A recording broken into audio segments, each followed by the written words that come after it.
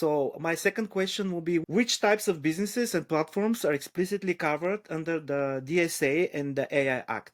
Okay, so the DSA covers intermediary service offers to users in the EU or that have their place of establishment in the EU, no matter where the company providing the service is based.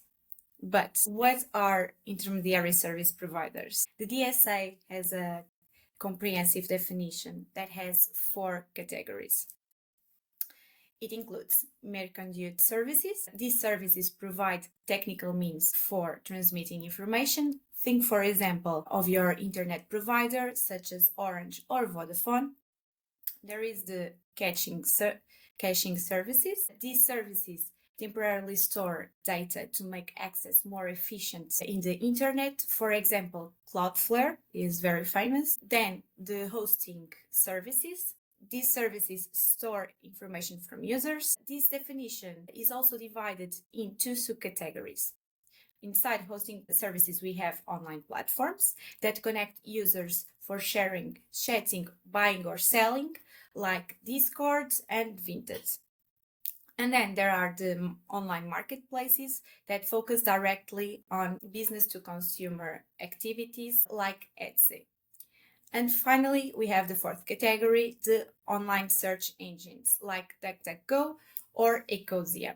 On another perspective, the DSA, regardless of the type of service performed by the business, the DSA lists platforms and search engines with more than 45 million active users in the EU and classify them as very large online platforms.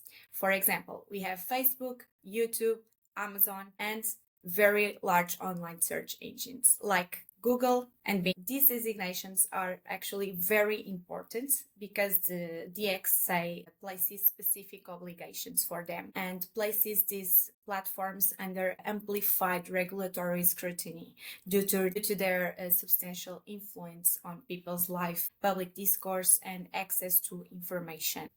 Now, let's talk about the AI Act. Since this regulation is all about regulating the artificial intelligence, it covers any entity with AI systems, using AI systems in the EU, regardless of their size or type of service.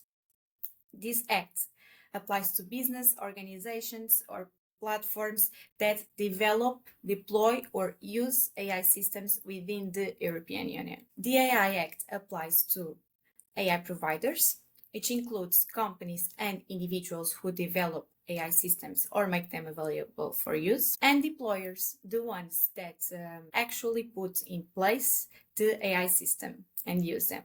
A key point is that the AI Act also has extraterritorial scope. So if an AI system, even one developed outside of the EU, has an impact within the EU, meaning its output is used here or by EU citizens, then the AI Act will apply. So the focus of the regulator is on AI's effects, not just where the company is based.